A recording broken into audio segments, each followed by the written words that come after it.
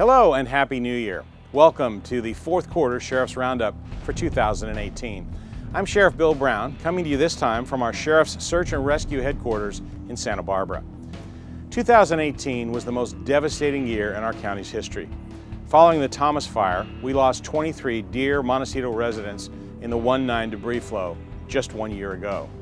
Two of those residents, 17-year-old Jack Canton and 2-year-old Lydia Sutapeta, are still missing. Our search and rescue team continues to look for them, and we continue to hold the families and the friends of all of those who lost loved ones close to our hearts. As a county, we are not out of the woods yet. A significant amount of rain within a short period of time could trigger another debris flow, but plans are in place to evacuate residents who are in danger zones. A great deal of effort has gone into educating community members about the risks and how to prepare. Every Santa Barbara County resident should be signed up for Aware and Prepare alerts. Tell your family, tell your friends, and let's make sure everyone is signed up. Go to www.readysbc.org to register to receive these alerts. It's easy and it's potentially life-saving. While our world-class volunteer search and rescue team played a critical role in the Thomas Fire and debris flow responses, little did they know that they would soon be called to the scene of a disaster of even greater proportions. The Camp Fire in Butte County wiped out the town of Paradise, killing more than 80 people and destroying almost 14,000 homes and businesses. We've got so many people missing of our neighbors. Our neighbors are gone.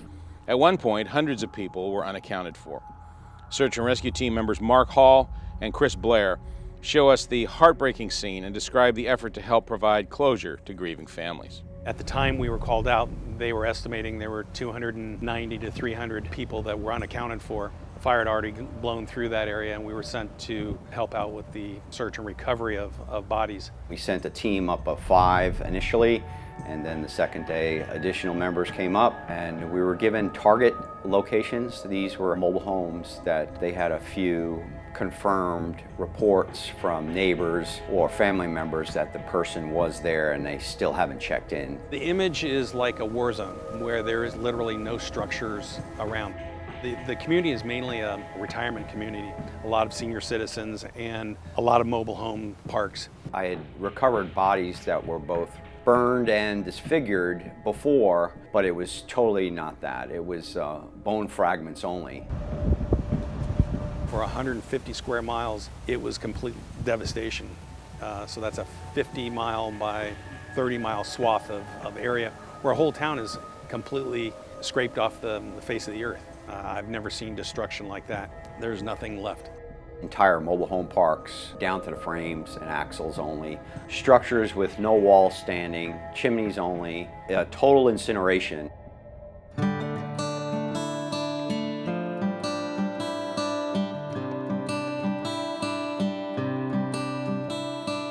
They said that fire was so fast that it burned the majority of the area in an 8-hour span. The fire would, because of the winds, burn an area. People were evacuating literally right in front of the fire or through the fire, and the winds would blow it, so embers would jump in front of them. So now you've got people that are trapped between 2 walls of fire, and unfortunately there were only 3 or 4 exit routes, which got incredibly clogged up and was probably the cause of most of the people dying. We would send a dog team through to do its initial search. Once we found something, or something that we thought might be human remains, we had access to forensic anthropologists that would determine whether they were human bones or animal bones. A lot of these people in Butte County, from what I understand, didn't have a lot of time to evacuate. And if they did get the evacuation notice, some of them were reluctant to evacuate when they were told. We saw a little bit of that with the Thomas Fire.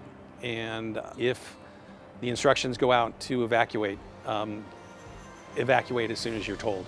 It's a time for you to get out and allow the people to do their job, fighting the fire or moving equipment. If you're still in the area, you're only doing yourself a disservice. Know what you're going to do ahead of time, and when that time comes, be ready to do it. because that will save your life. Thank you to all of our dedicated search and rescue team members who are on call 24 hours a day, 365 days a year. The important work this team does has been in the spotlight recently, and on December 7th, a group of team members and their canine partners were the guests of honor in the 66th annual Downtown Santa Barbara Parade. Search and rescue canines MacGyver, Chaos, Keegan, Riley, Rika, and Mojo were chosen as the Grand Marshals. They didn't have to search far to see or hear the applause from the crowd as they passed by. Special Olympics athletes and members of the Sheriff's Office were also greeted with cheers as they made their way down State Street for this festive holiday tradition.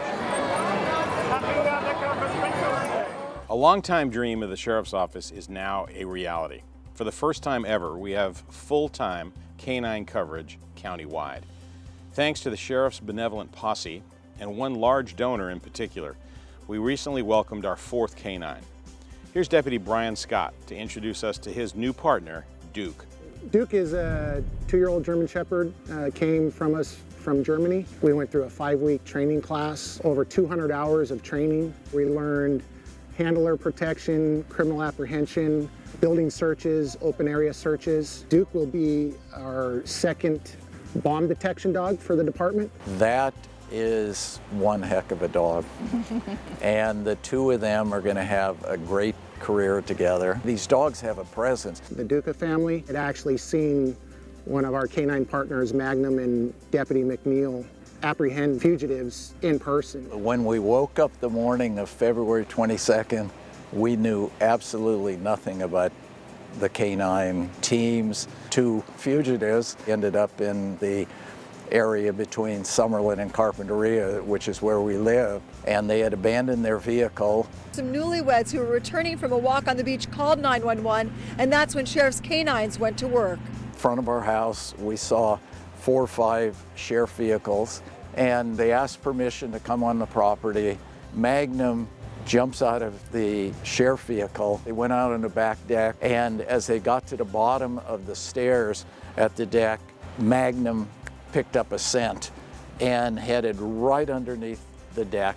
All hell broke loose and resulted in deputies identifying where they were and ultimately handcuffed and taken away. They can smell 1,000 times better than a human. They can go into areas where we particularly may not go. They can locate suspects, missing people. It gives us even more appreciation, which we already have, of law enforcement in Santa Barbara County. Every day I see our bond growing, and he does different things in the car. He's looking to see where I'm at and, being more observant. Reading his body language as well as him reading my body language and understanding what's going on, it just feels natural.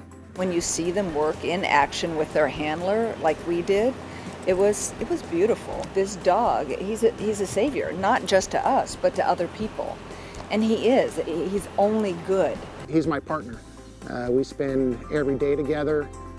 He lives with me at home. He's got his own kennel. That's what he knows. Just like we come to work, we know what we've got to do. He knows when it's time to go to work, he knows what he's got to do, and we work on that every day. If you want to help support the ongoing costs of our canine unit, please go to the Sheriff's Benevolent Posse website at www.sbsheriffsposse.org and click on the Project Deputy Dog link. The Sheriff's Office recently provided mutual aid to our neighboring law enforcement agency, the Ventura County Sheriff's Office, during one of the most difficult chapters in its history. A fast-moving wildfire broke out less than 24 hours after a mass shooting at a popular restaurant and bar in Thousand Oaks. Ventura County Sheriff Sergeant Ron Helis and 11 other people were senselessly murdered. Sergeant Helis died at the...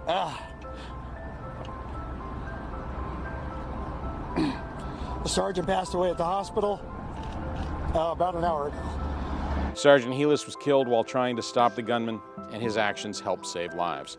He and the California Highway Patrol officer who entered the chaotic scene and engaged the murderer in a gun battle were both heroes that night. Active shooter incidents remain a troubling trend, and we've recently stepped up our training efforts to deal with these rapidly evolving scenarios. Recently, the Sheriff's Office took part in 2 multi-agency trainings at local airports. For the first time ever, the trainings brought together all the public safety agencies in the county. The trainings gave fire, law, and paramedics the opportunity to coordinate their responses to an active shooter in a public building with mass casualties. The goal in these situations is to eliminate the threat, rescue people, and ultimately save lives.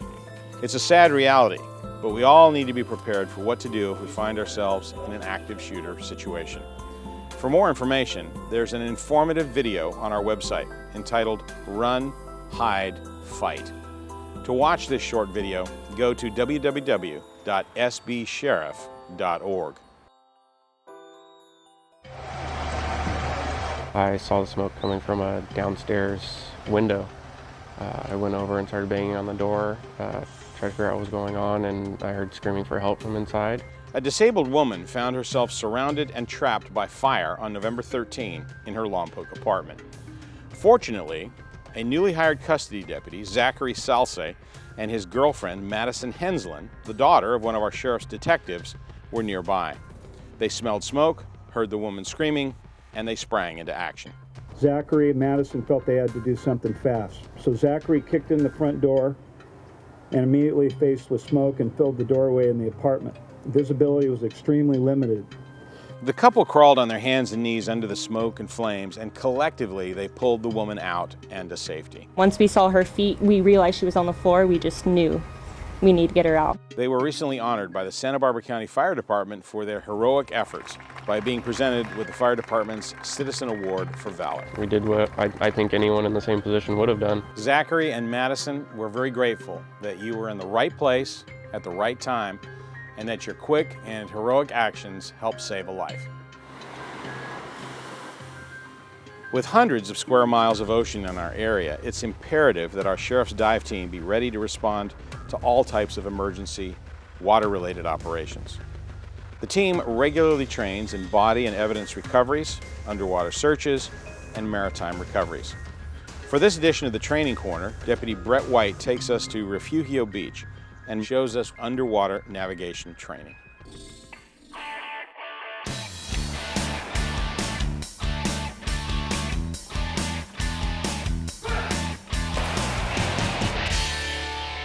Today's training is a navigational exercise. We're here on site at the Refugio State Beach. We have 6 marker buoys. We're going to set those up, and then we have 2 courses, a green course and an orange course. It's an exercise that forces us to use compass navigational heading. We gauge our distance based on having pre-figured out how many kicks for 100 feet or so. The marker buoys that we have, it's a weight be on the bottom of the ocean floor.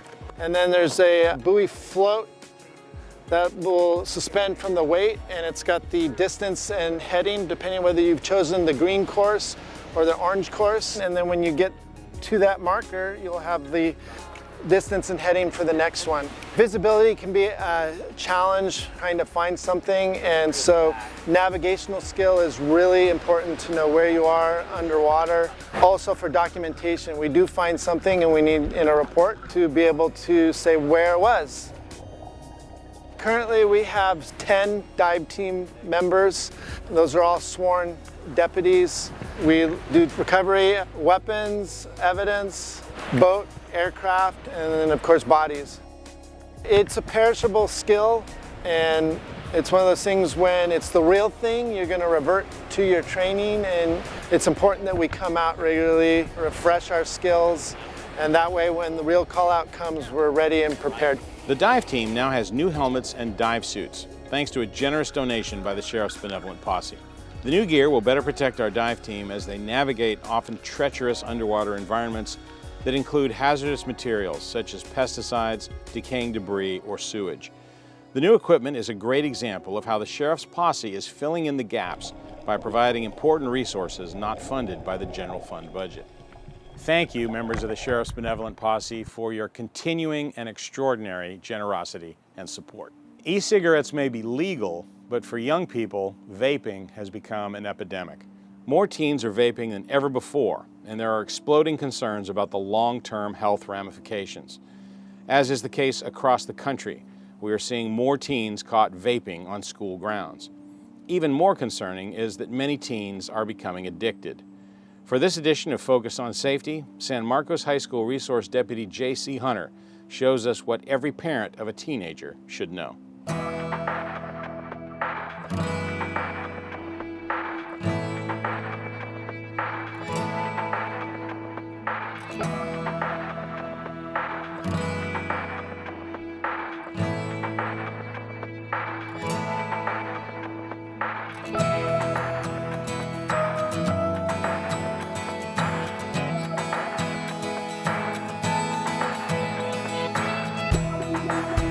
Today I'm going to talk with you about an issue that we're seeing a lot of now on campuses all throughout the area, and that is vaping. I have collected here a variety of different vaping devices. There's two basic groups of vaping devices.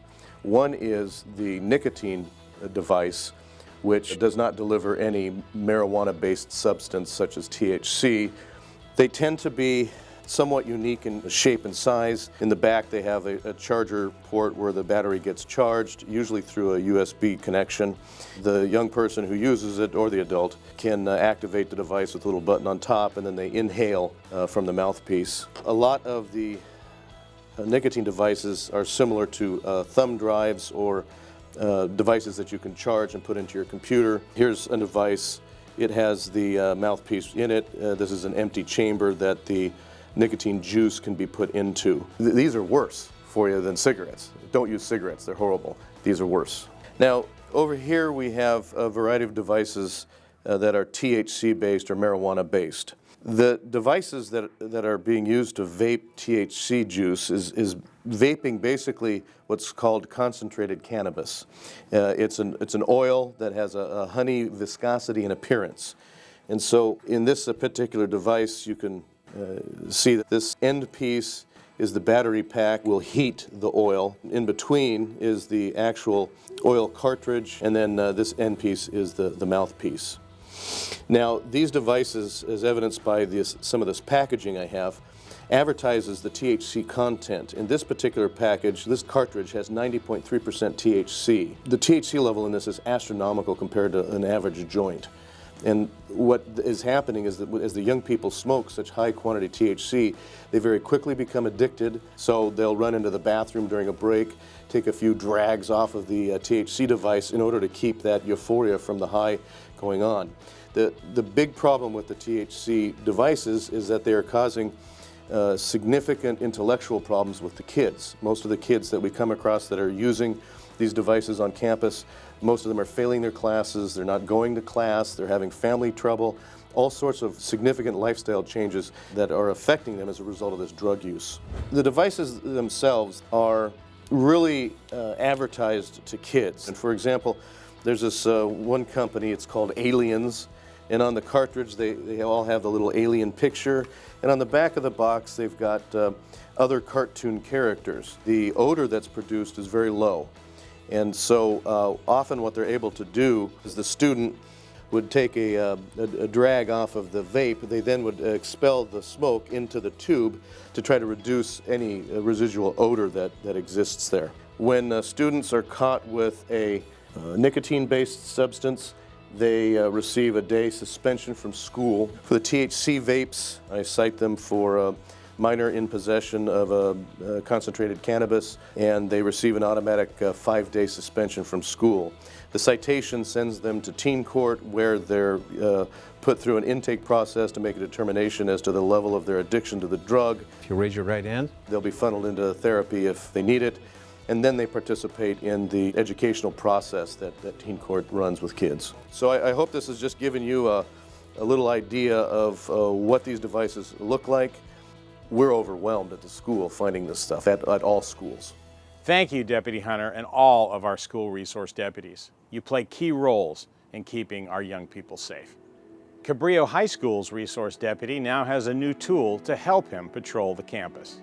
Senior Deputy Thomas and a group of advanced auto shop students spent more than 80 hours refurbishing a donated golf cart. Here's Senior Deputy Thomas to show off his new cop cart. The auto shop teachers offered it up to me at the beginning of the year and said, you know, you're going to need something to get around campus. He said, go ahead and take it. And I just asked the students in his advanced automotive if anybody was interested in building this thing with me. And I had this idea of making it into a cop car. We had to tour it all the way down and build it all the way back up. So it was fun. About 7 students said we're all in. And so we took it down to a frame, cleaned it. Those 7 students put it all back together. And then we started getting lights. It was pretty fun. And when it lit up for the first time, it wasn't even fully wired up. But when it lit up for the first time, we were all just so happy. We're like, it's working. This was a project that was unique to all of us. This gives me a great opportunity to just interact with the students. I was able to build some pretty cool relationships with these young men, and they got to know me a little bit better. I got to know them. Now I figure if they have a question, they're gonna come to me. There's been nothing but good things that have come from this project. I'm not just a deputy on campus, so that's great. I love every second of building it and just love everything about it. Prior to becoming a school resource deputy, Deputy Thomas was a canine handler, partnered with Dougie, a white Labrador retriever trained in narcotics detection. After 7 years of service, Dougie recently retired from the sheriff's office. Dougie is trained in the major odors associated with narcotics, and during his career he found hundreds of pounds of narcotics ranging from methamphetamine to marijuana. Even though Dougie and Dennis are not working together anymore, Dougie still lives with the Thomas family, where he's enjoying his new life of leisure. Thanks to Dougie for his many years of crime-sniffing service. Fortunately, crime was at an all-time low this Halloween in Isla Vista. For the 5th year in a row, the once historically rowdy event was safe and uneventful. Attendance was down, and so were the number of citations, arrests, and medical transports. Thank you to UCSB and Santa Barbara City College students for keeping the event local, and to UCSB for holding student-only events that included a concert at the Thunderdome. We also thank all of the first responders and Isla Vista stakeholders for their ongoing efforts to keep Isla Vista safe. As you can see, this collaborative effort is working. Isla Vista has a new community resource deputy. 13-year Sheriff's Office veteran Senior Deputy Justin Schroeder held a Pizza with a Cop meet and greet event to introduce himself to Isla Vista residents. Senior Deputy Schroeder is a 3rd-generation local of Santa Barbara and Goleta and hopes to have a positive impact on the Isla Vista community. The city of Goleta has a new Chief of Police Services. 32-year Sheriff's Office veteran Lieutenant Brian Thielst held a meet and greet at a Coffee with a Cop event recently at the Camino Real Marketplace Starbucks. Lieutenant Thielst grew up in Goleta, and he's honored to serve his community as the new station lieutenant.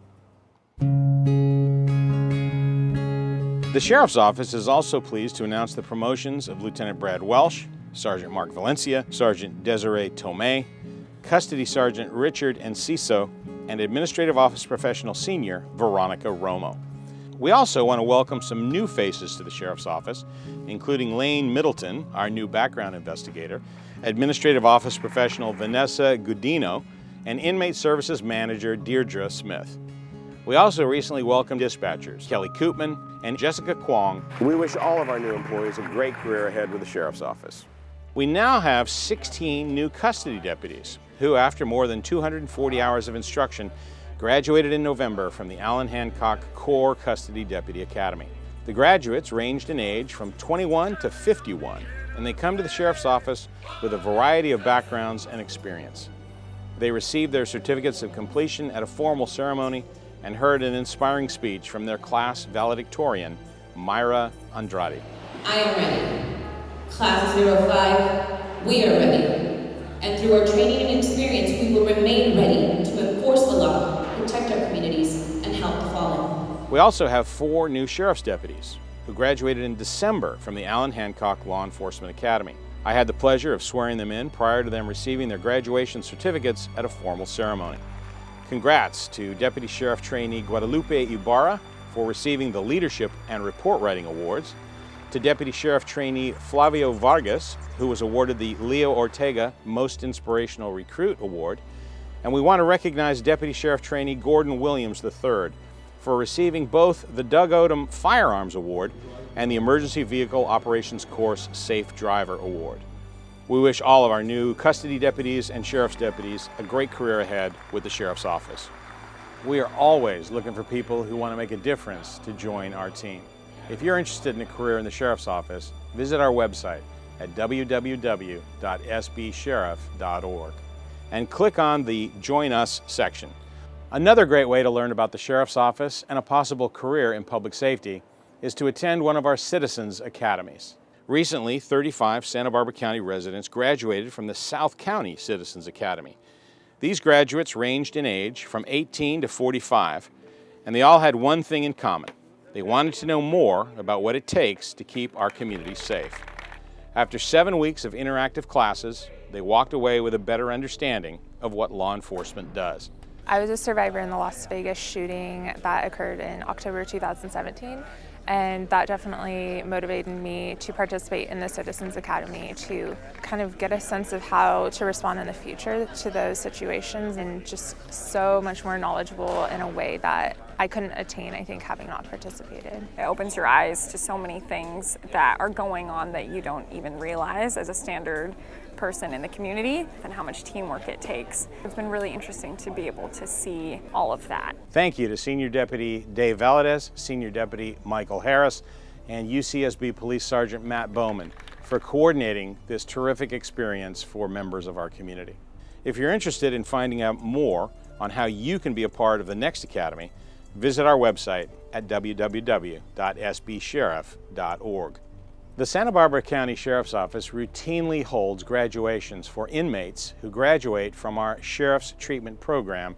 These graduation ceremonies are always inspiring, as the inmates often talk about what they learned in the program and how it has changed their lives by allowing them to conquer their addictions. At a most recent ceremony, a group of female inmates surprised us by performing a very moving graduation song. You don't have to worry, I can see your tears.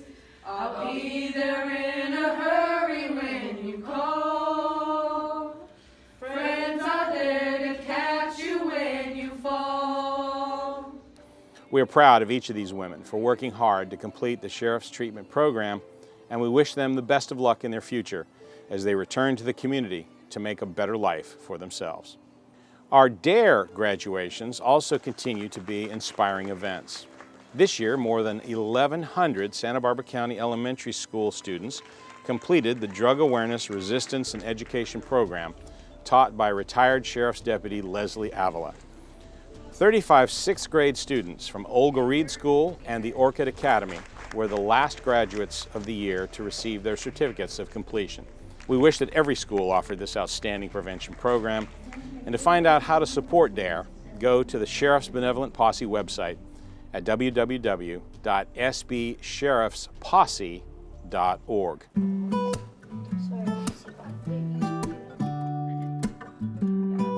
The Sheriff's Office has a new piece of art at our headquarters thanks to a local kindergartner. For an art contest at his school, 6-year-old Henry was asked to create a photo of his heroes, and he chose police officers.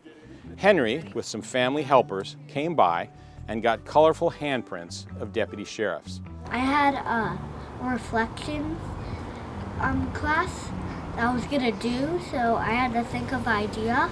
I came here to do some handprints with the polices. Luckily, the paint washed off fairly easily and the project turned out beautifully. Thank you, Henry, for creatively thinking of us and for leaving us with this touching masterpiece. Police officers are my heroes. And speaking of great creations, we end this edition of the Sheriff's Roundup with a look at our annual pumpkin decorating contest. This used to be a friendly competition among our dispatchers, but it has now turned into an agency-wide event. This year we had some very competitive entries. Top honors went to Communications Dispatch Supervisor Carrie Sloan for her Finding Nemo pufferfish pumpkin. It took several hours and 3 bags of candy corn to create. Well, that's going to do it for this edition of the Sheriff's Roundup. Thanks for watching, and thanks for supporting us as we protect your safety.